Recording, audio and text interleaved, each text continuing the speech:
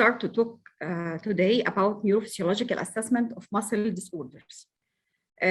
The myopathy. Myopathy refers to a clinical disorder of the skeletal muscles where it is the abnormalities of muscle cell structure, metabolism, lead to various patterns of weakness and dysfunction. In some cases, the pathology could extend to the cardiac muscle too, resulting in hypertrophic or dilated cardiomyopathy. Myopathy presents as a pure motor syndrome without any disturbance in sensory or autonomic functions, and symptoms usually presented by bilateral symmetrical and proximal weakness, with exception to both, as in facioscapulohumeral inclusion myositis and myotonic dystrophies, where it is distally distributed and the asymmetry could be present. Ocular and palpar muscles may be affected in some myopathies. First, we will start to talk about the normal histology, physiology, and anatomy of the muscle. The muscle formed of muscle fibers, which is in adult, size approximately 50 micrometer in size. They are polygonal in shape and are bundled in the fascicle. Each fascicle contains approximately from 20 to 60 muscle fibers, and each muscle fiber consists of 50 to 100 myofibrils. Each myofibril are further subdivided into sarcomeres, which are actually the smallest contractile and functional portion of the muscle fiber. And it is in the electron microscopy, it is a part of the muscle which extends from the Z to Z band, from Z to Z bands. Here is the shape of what we are saying.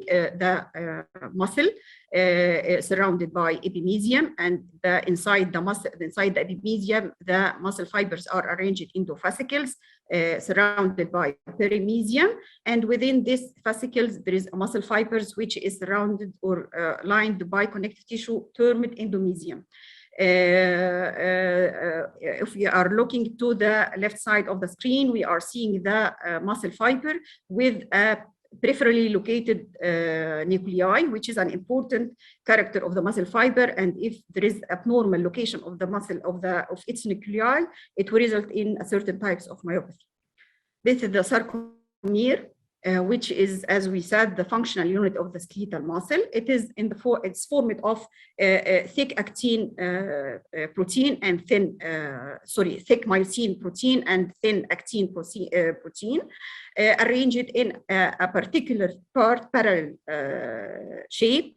In the above part of the picture, there we are seeing the picture of the muscle fiber within the sarcomere, arrangement of the sarcomere in the muscle fiber. As we said, it is arranged in a parallel shape. How does the muscle contraction happens? When the action potential reaches the terminal of the nerve axon, it will lead to release of acetylcholine. Acetylcholine will bind to its receptor, leading to production of an action potential over the cell membrane of the muscle. The action potential will distribute it to both sides of the nerve axon, passing down to the T tubules, releasing the calcium from the sarcoplasmic reticulum. The release of calcium will bind to the troponin, exposing myosin binding site, with consequently cross-bridging cycle begins, and the sliding of actin over myosin will start. And here it is what is we know that it is a muscle fiber contraction.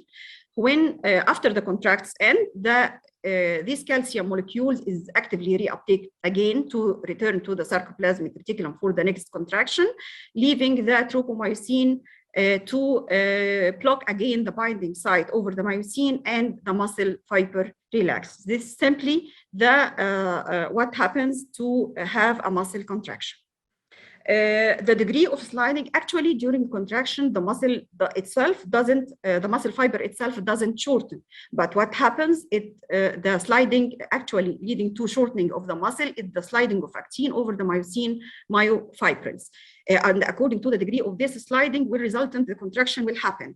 The sliding will be the marked or fully contracted muscle, and consequently what will have of motor units on the screen. Mild contraction will have a small motor units over the screen. When the contraction or the degree of contraction increased, more motor units will be abundant or will appear. We have to know that these myofibrils have different types. We have types of muscle fibers. It is arranged to the degree or speed of contraction into fast twitch and slow twitch fibers. And this functions is really important for our life, actually. All the muscles mostly have both types of slow and fast conducting muscle fibers. But in certain muscles like soleus, for example, it needs to, we are rely on for postural maintenance. So it needs a slow twitch fiber, which fatigue resistance. And contrary to other muscle, which need fast twitch fibers, fast contracting, like the extraocular muscle. This fast and slow is further subdivided, especially the fast one, into fast oxidative and fast glycolytic according to the speed of contraction. What differs the slow from fast twitch muscle fibers is the myosin itself. There's two types of myosin, fast myosin and slow myosin. The slow fibers have a low glycogen content, have a glycolytic capacity low. It is highly fatigue resistant, as we said, and the type of respiration that gets its ATP by it is aerobic oxidative phosphorylation. It relies on oxygen. It has high oxygen content inside, so it consequently it have a high capillary blood supply. While the fast fiber, it has a high glycogen, high glycolytic capacity, fatigue resistance very low. It doesn't resist fatigue. It's easily fatigable muscle fibers. It relies on, it has two types actually. One of them relies on oxidative phosphorylation and the other type is dependent on glycolytic phosphorylation. Capillary supply of it is low. The oxygen carrier of the protein which carries oxygen within the muscle fibers terms myoglobin. This myoglobin is found in the type 1 or the slow muscle fiber, giving it its color, the red, and the other name of the slow muscle fiber is red muscle fiber. The other fast muscle fibers doesn't have this myoglobin and it's termed white muscle fibers. The fast twitch muscle fiber is further subdivided according to the degree of how fast it is into type 2A and type 2B. Type 2A relies on oxidative phosphorylation as the slow type, and the other type, which is type 2B, depends on glycolytic oxidation.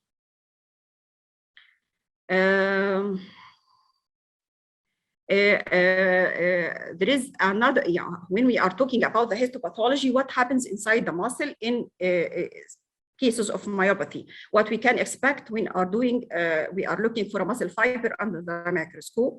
We can find muscle fiber atrophy, hypertrophy, necrosis, interstitial mononuclear cell infiltrates, vacuolar degeneration, mitochondrial abnormalities, or even structural changes. As we said, the nuclei is peripherally located. When it is becoming a central one, this will result in abnormal muscle function and a category of myopathy. Here is some types of the histology of what we are saying about. Here, the first picture showing the muscle necrosis and damage of the muscle fiber. Here is the normal, and the striations are quite clear. In this part of the muscle fiber, we cannot see the normal structure. We are knowing about the muscle fiber with different deposition and necrotic muscle tissue. This occur in the early state when the muscle fiber necrosis occur.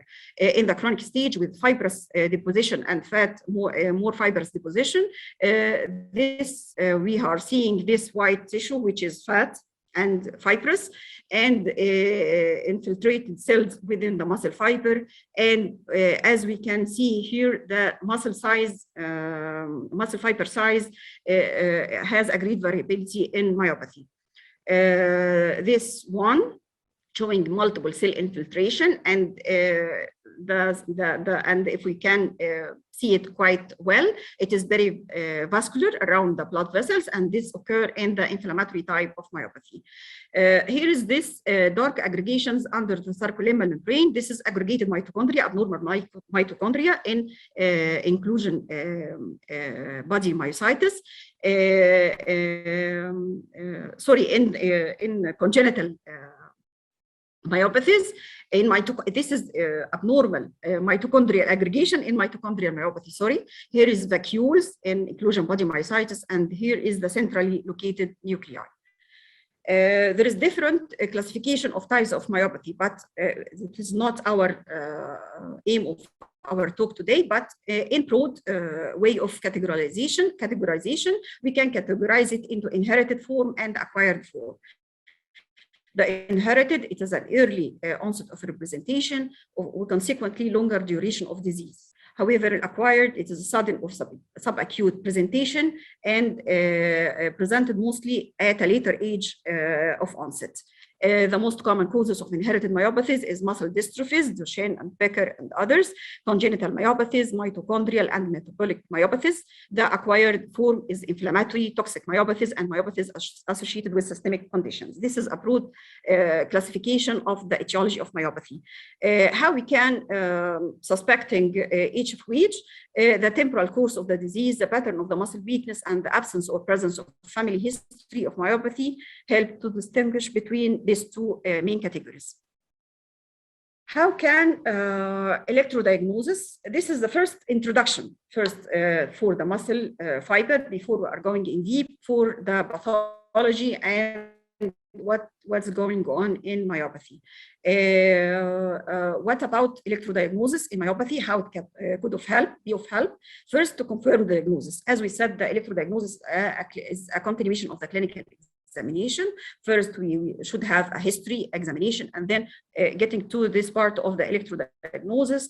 If we are reaching this part with having an idea that it could be a myopathy and find it myopathic, so it conforms the diagnosis. Unfortunately, we cannot classify all the types of the myopathy or could differentiate all the types with electrodiagnosis, but it could be of help in some cases, like if we find myotonic charge, or if we having a signs of denervation, we can now put it into some category of myopathy. Second, to exclude mimics. There is a lot of diseases that could be presented as myopathic disorders. First is neuromuscular junction with proximal distribution of weakness, especially if it's not presented with, first presented with ocular or pulpar symptoms. Motor neuron disease could be also a mimic of myopathic disorder. Third role of electrodiagnosis is site of biopsy. Some labs prefer to do the EMG in a myopathic patient to one side of the body and leaving the other side for biopsy if it is needed. Some labs prefer to do, if we're having a right side muscle, don't do the contralateral, the same muscle, leave the other side for myopathy if needed. As we know, the biopsy could be needed after the electrodiagnosis. Also, electrodiagnosis could help of prognosis and therapy assessment. And actually, this is more abundant or more clear in inflammatory myopathies, where if we having a signs of denervation first, it is good prognosis mostly. So it is inflammatory, it is mostly treatable, it will respond to treatment. In contrary to if we didn't have it and it is a clear myopathic without any, will be dystrophy, so it is a hereditary form or degenerative form, so it has no cure, it's bad prognosis, of course. And for inflammatory, it could be of help for therapy assessment, as we will say after that. Okay, what about nerve conduction studies in myopathies? It is, as we said, it is a muscle disorder. why we have to do nerve conduction in such cases. It has to be done first to exclude the mimics, as we said before. Second, it is actually what we are expecting when we do nerve conduction to prove that it is normal. It is expected to be normal. As we said, it is a muscle disorder, so there is no need to nerve to be affected. For explanation of that, muscle disorder is mostly a proximal distribution, have a proximal distribution, and when we are doing nerve conduction, we are examining the distal muscles and the distal nerves, so it is quite common to be within normal.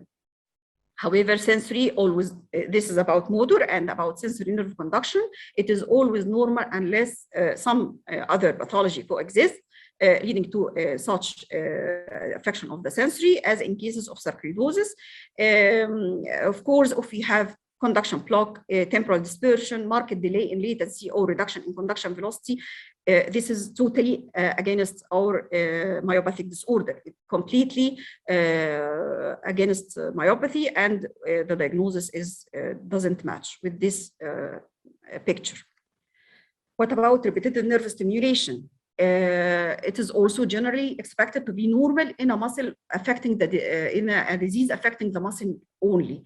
And this usefulness of this, why we are in need in this repetitive nerve conduction study in a case of myopathy, as we said, myasthenia gravis is one of the mimics of the myopathic disorders.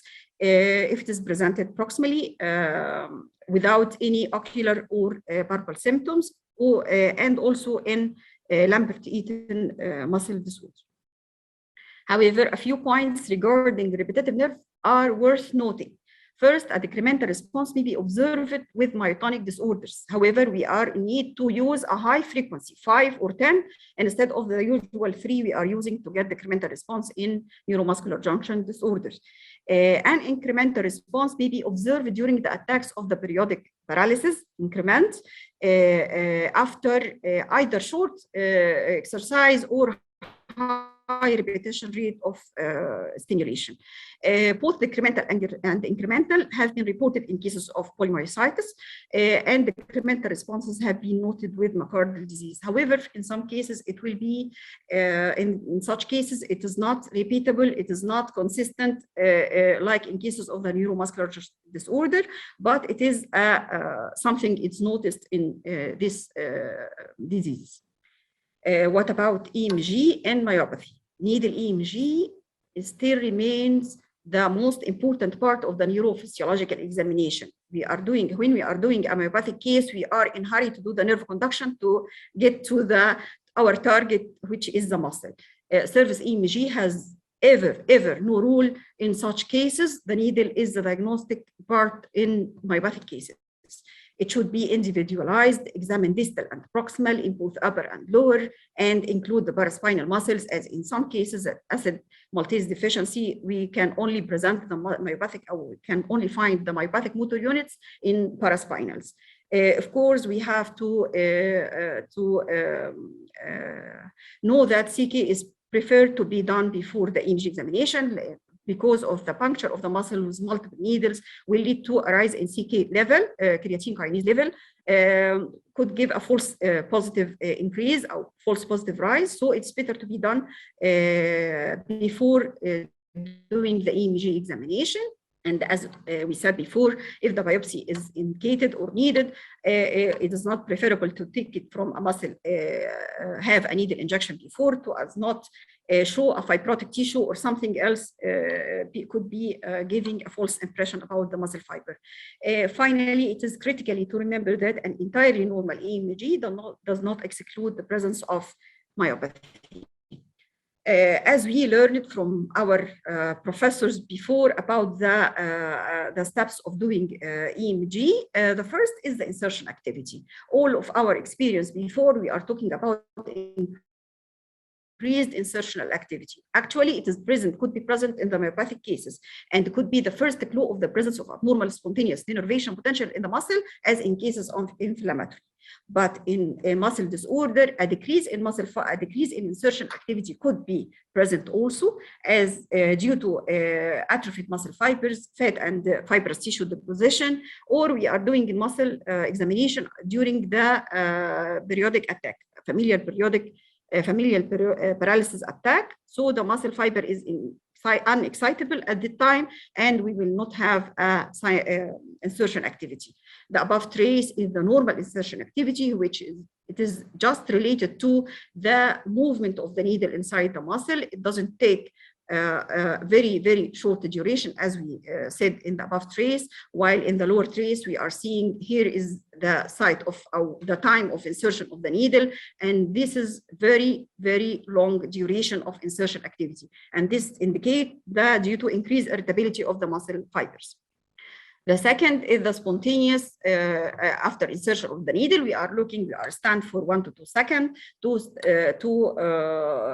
look for the normal spontaneous activity of a muscle. There is a lot of different abnormal spontaneous discharge could be present in the muscle, but what we are looking for in a myopathic patient, most important for spontaneous discharges. First, the fibrillation potentials and the positive sharp waves.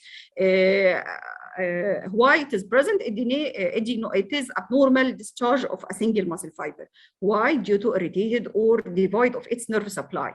Why it occurs in a myopathy? Due to, as we said, we have a necrosis in the muscle fibers, and this segmental necrosis in the muscle fiber will lead to a part of the muscle fiber away from its nerve supply, like what happens in neurogenic. It is, of course, the fibrillation positive sharp wave. It's not specific for myopathy, but it denotes irritation of the muscle fiber, which is away from its nerve supply. It doesn't have a nerve supply.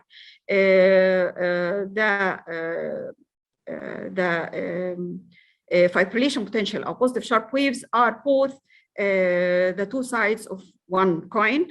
They are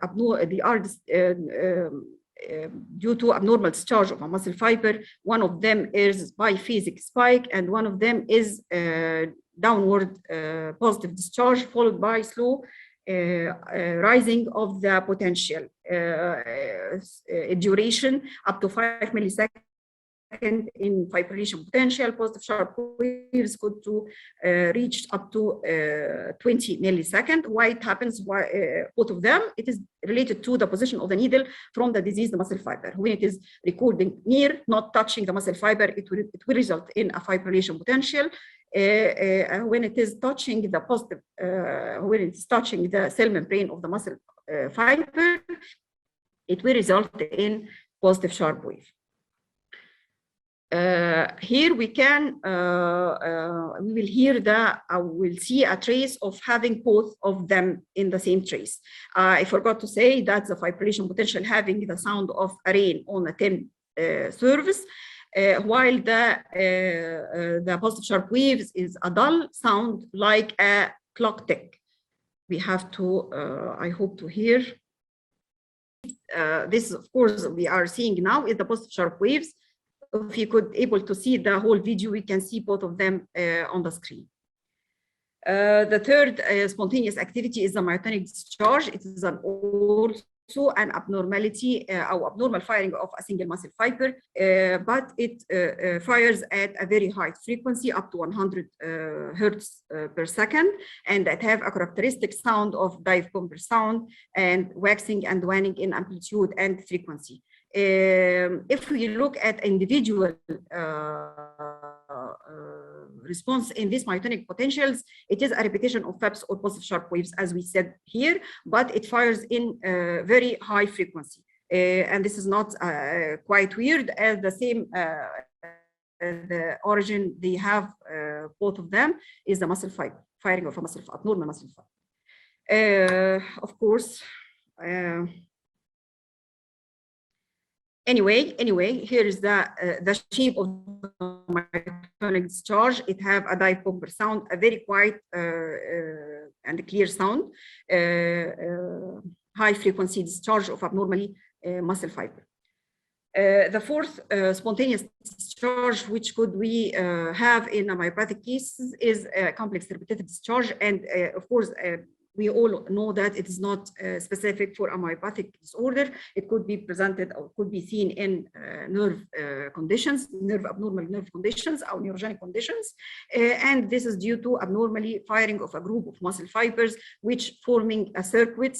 And here the discharge is repeated or discharged from one muscle fiber to another through the muscle membrane, not through a neuromuscular junction, and this firing is repeated with sudden onset and sudden offset, doesn't wax and wane, and the constituting structure doesn't change, as it is the same group firing each time. It has also a characteristic sound, which was here in this video.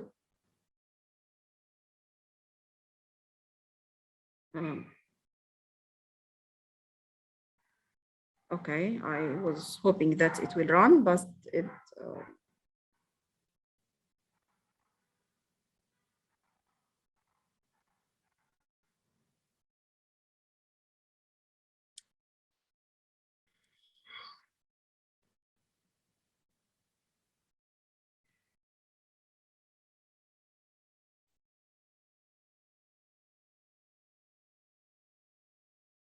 actually, I don't know what happens.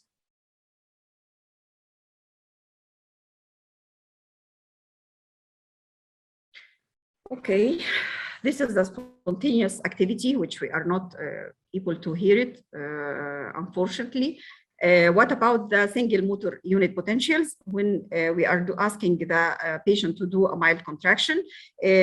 All we know that the muscle fibers are the motor unit number, it doesn't change, but what have affected is the number of the muscle fiber within the motor unit. So the resultant motor unit potential will be small in amplitude and short in duration. And it is a polyphasic, have multiple phases due to abnormal firing in a diseased muscle fiber and desynchronization, resulting in a short duration, small amplitude, polyphasic motor unit potentials. In the down trace, this is the normal with, again, 200 microvolt, and this is myopathic muscle fibers. And here we said, as we can see, there's a very small and polyphasic and short duration. And here is again is 1 millivolt with a very large amplitude motor units. And this is, of course, not in a myopathic case. It is in a neurogenic. It is a neurogenic pattern. As we said before, that we have losing muscle fibers within the motor units, resulting in what we are saying, what we are showing in the EMG in mild contraction. This is video for. I will try to play it away from the presentation after we finish. I hope it will succeed. Here I am just these two traces of EMG. The first one, this one, which we couldn't see, but you can see the down histogram of the EMG. The amplitude of the muscle fibers is small and it's tightly packed to each other.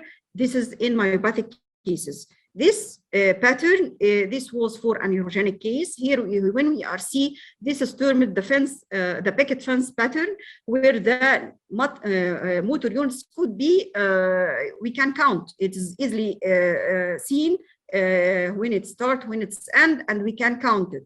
This occurs, of course, in reduced recruitment pattern, and this is in neurogenic cases. This was to differentiate between both of them. It will be quite clear if we can see the video later on, inshallah. What about recruitment of motor units in myopathy? What's meant by recruitment? It refers to a successive activation of the same and additional motor units with increasing strength of voluntary muscle contractions. In myopathy, what happens, and what all we know, it is a rapid or early recruitment pattern is seen.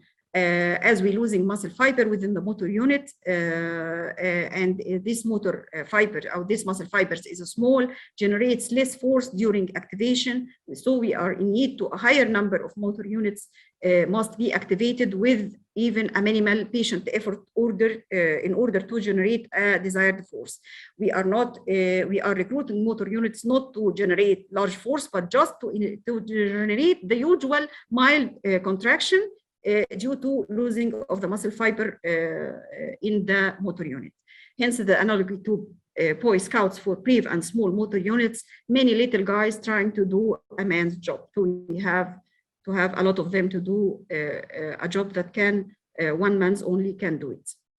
This trace, the upper one is normal, in the middle one is for myopathic, and here we see that during both A, B, and C are supposed to be for the same degree of contraction, but with different forms of patients.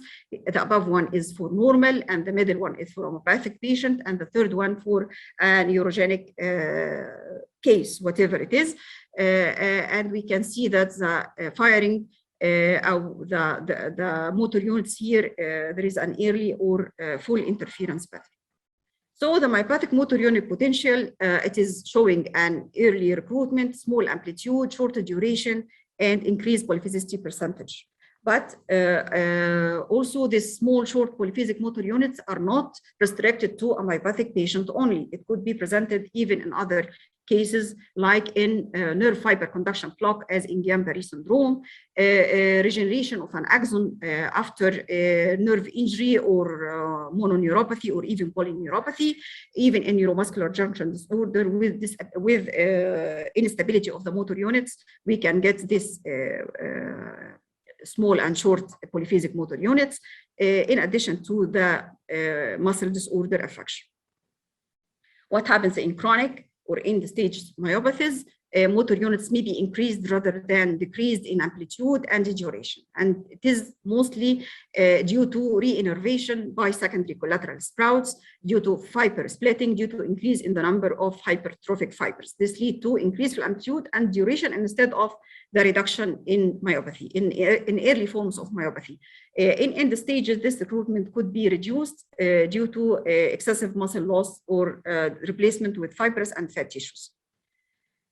This what we'll have in a myopathy too. So what will be our protocol in a myopathic patient? At least one motor and one sensory nerve conduction should be done with corresponding to and their corresponding F response from an upper and another for a lower extremity. As we said, it is expected to be normal, but it has to be done. What is the MEG protocol in myopathy? At least we have to screen the body muscles, 2 distal and 2 proximal in the lower extremity minimum. I said this is the minimum. If you got the myopathic from the start, we can modulate. As we said, it is individualized. It is not logic in a child with dystrophy, where when you just firstly insert the first muscle to be inserted with having a needle, it will show myopathic discharge. It's not logic to do 2 distal and 2 proximal in each and do an extensive EMG examination in already diagnosed case from the first needle. We have to proximal and distal muscle. As we said, some forms of myopathy are presented distally, and we can do paraspinal muscles if needed. What about inflammatory? It is an inflammatory myopathies. It is mostly an autoimmune disorders. There is known 3 types of the inflammatory myopathies: polymyositis, dermatomyositis, and inclusion body myositis.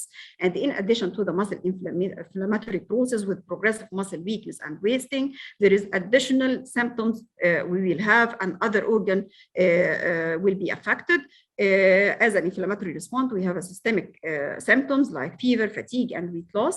In other organ affection, could have a skin lesions, joint pain and arthritis, arrhythmias, myocarditis or pericarditis, or even GIT symptoms and up to aspiration pneumonia. As we see here, this is the pathology of a normal muscle, polygonal, nicely demarcated out lines of the muscle fiber, while in the muscle fiber with myositis or inflammatory process, there is diffuse inflammation or infiltration of the muscle tissue with inflammatory cells, and loss of the normal demarcation or nicely demarcated lines of the muscle fiber membrane, and it become rounded with multiple sizes. The proximal weakness in the inflammatory process in the shoulder girdle will result in trouble raising the arm above the head, and when it happens in the pelvic girdle will lead to trouble rising from a chair. The dermatomyositis and polymyositis inflammatory form, when we are doing an EMG for such cases, we will have abundant fibrillation potential and positive sharp waves, CRDs, and motor unit potentials of short duration and low amplitude. It's the same myopathic motor units which we are described before, in addition to a lot of inflammatory potential, spontaneous denervation potentials, FABs on positive sharp waves. If it is a chronic case, we will have CRDs. Here, serial EMG is important in such cases for treatment to assess the improvement of the treatment and the prognosis of the case. And with serial recording, we will have great improvement in such pattern. What about inclusion body myositis? Inclusion body myositis is characterized by it has a mixed pattern of neurogenic and myogenic potentials. We will have a high amplitude, long duration motor unit in addition to a small amplitude, short duration motor units also, with in addition to abnormal spontaneous activity, which is highly suggestive of this condition. From the start, we can see the neurogenic and myogenic, and as we said, I said before, in chronic cases of myopathy, we can see both of them, neurogenic in addition to myogenic. In such case, what is the difference in cases of inclusion body myositis? The presence of spontaneous activity is a good and it's very important to delineate both cases, as in chronic cases we cannot have spontaneous discharge. In addition, from 15 to 30 patients of inclusion body myositis, they will have associated axonal neuropathy, and as we said, in myopathy, the nerve conduction usually it is normal unless it is very late cases. The needle EMG, actually inflammatory myopathy has a cycle. If we are doing EMG during normal or in active states, we will not see any spontaneous activity, and of course the myopathic motor units will not be present. If we have an early active phase, the FABs will be abundant and the myopathic motor units start to appear. During an active phase, both of them are highly abundant and present. When we are starting treatment and remission, early remission, the first to be reduced is the signs of denervation. Then with the presence of still a lot of myopathic motor units, and after the full remission, out towards the full remission, our late remitting phase, both of them are markedly reduced. We are not having any spontaneous discharge anymore, with a minimal amount of myopathic motor units could be detected. Some sort of special myopathies, we have to have a note about them. Myotonic myopathies, as we said before, that the EMG cannot differentiate between different types of myopathies. All of them having the characteristic motor unit potential, with some additions or some changes which help us in some cases to detect the actual type of this myopathy. And this myotonia is one of them. Presence of myotonic discharge on needle examination is characteristic in such cases, and this could be usually we are find it in a distal muscles, especially in the small muscles of the hand, in the tibialis anterior. However, myotonic discharge may be restricted to paraspinal muscle in adult acid maltase deficiency and to intrinsic hand muscles in asymptomatic patients with myotonic dystrophy. Motor unit potential changes may be more prominent in distal muscle in proximal than, of course, in proximal. As we said before, we have to examine stress on examining the distal muscles if we are looking for myotonic myopathies. ICU myopathy, it has a characteristic picture. This patient with ICU myopathy is usually suspected when the patient is difficult to be weaned from the ventilators. When we are trying to wean the patient, he cannot start to respirate by himself. This could be due to either long-standing induced myopathy or neuropathy. In myopathy, the CMAP amplitude is characteristically reduced with normal sensory action potential on nerve conduction. If the patient, we are doing the EMG, we have a lot of fibrillation potentials, myopathic motor units, if the patient could move, repetitive nerve conduction could be done, of course, if the neuromuscular junction disorder is suspected.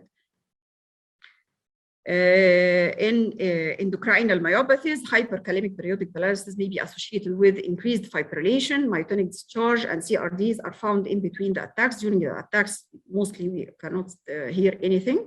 EMG in familial periodic paralysis is often normal between the attacks.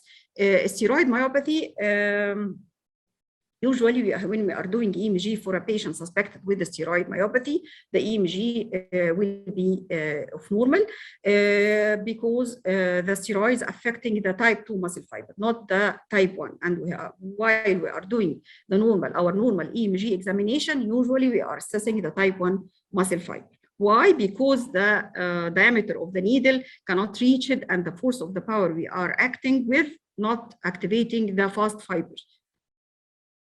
The congenital abnormal EMG does not, of course, it is well known for us when a patient is going to have an EMG and suspected congenital myopathy. We are doing this test, and we are almost quite sure that it will have a normal EMG. However, scant fibrillation potentials and short duration motor unit are observed in centronuclear myopathy, which have the most prominent changes in spontaneous and discharges, and it will have all the types of spontaneous activity that we are saying that you could see in the myopathic patient: FABs, pulse, sharp waves, CRDs, and myotonic discharge.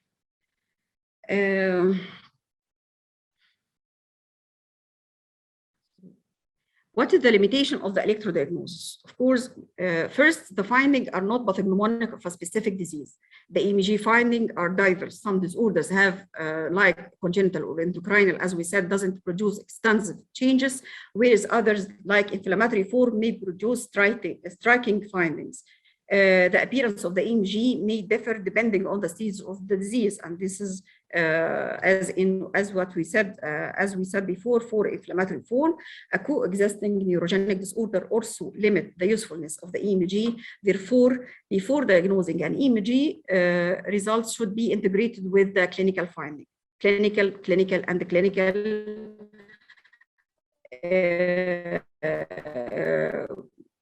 is always the most important before we are doing this test, and after when we are going to interpret our finding.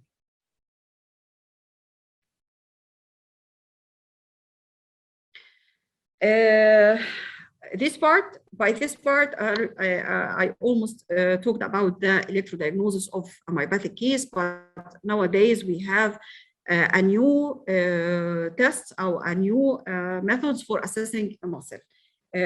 One of them, which is a part of the neurophysiology, of course, it is the ultrasound and myopathy. The role of the neuromuscular ultrasound in myopathies are still limited than in mononeuropathies or polyneuropathies. However, it could add an information, of course, for a selected case, could have helped, of course. The picture of the muscle in ultrasound, it is hypoechoic, where the connective tissues, the peri and epimysium is hyperechoic, giving in cross our short axis imaging a starry night look, like we said in this picture. While in long axis, the muscle fiber are parallelly arranged, and we can detect the type of the muscle fiber from this, or the shape of the muscle, sorry, or the type of the muscle. Here is the central tendon, and attached to it muscle fiber, which is termed a feather-like fascicle or a pinnate feather-like pattern in this muscle. In muscle dystrophies or myositis, or in our cases, we will have change. The muscle lose its homogeneous pattern with increase of heterogeneity due to deposition of a lot of deposition of fibrous tissue, and there is no fine demarcation of the muscle. We can define the outline of the muscle and separate it from the surrounding. And this is more present in muscle dystrophy than myositis. In myositis, we still we have this bone shadow is still existed in myositis, while in muscle dystrophy, the bone is obscured completely with the muscle fiber. There's different types of classification of the degree of muscle affection, and the most common is the Hickman rating scale, where it rates the muscle affection from 1 to 4, and the 4 is the most extensive grade or most degenerative part of the muscle is happen. Here we can, as we see the first one, we can see the subcutaneous tissue, we can see the muscle, we can line the muscle, and we can see the bone. When we going down to the grade 4, all these partitions is lost, and it is homogeneous, heterogeneous tissue with hyperechoic pattern, rather, which is not normally a muscle tissue shape. Another important tool nowadays is the MRI, and starting to be used in muscle or myopathic disorders. The MRI is a good thing to give us the shape. So the muscle shape, volume, and physical appearance of voluntary muscle could be easily seen or could be used in cases of myopathy. And the important type of, there is different types of MRI done in a neuromuscular disorder cases, and even the type that we have, the whole body MRI, to detect the distribution of muscle fiber abnormality, and in cases of sometimes with having a selective degeneration or affection of a muscle, this is of great help in some cases of inflammatory myopathies and so on. So what are the take-home message today? Although EMG plays an important role in the diagnosis of myopathic disorder, it should always be considered as an extension of the clinical examination. Of course, we cannot diagnose with the EMG lab only. The final diagnosis of myopathy rests not only on the EMG, but also on patient's history, clinical examination, lab such as creatine kinase, and muscle biopsy if needed at the end. Thank you.